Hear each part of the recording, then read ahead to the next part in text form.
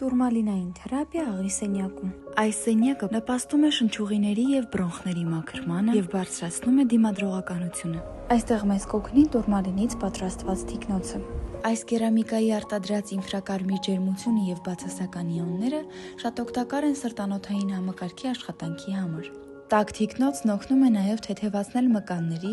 հոդերի ցավը եւ նպաստում է ներքին օրգանների ապաքինմանը։ Ծնկակալը անուղղակիորեն ազդում է մարդու ընդհանուր բարեկեցության վրա, քանի որ ծնկի հոդը չունի անմիջական արյան մատակարարում,